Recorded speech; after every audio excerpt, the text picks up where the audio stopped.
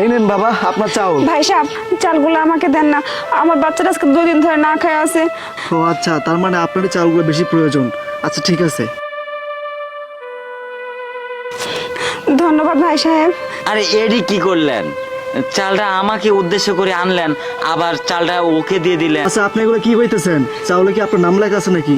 আমার কাছে মনে হলো ওর প্রয়োজনটা বেশি, এই জন্য আমি ওকে চাউলটা দিয়ে দিছি।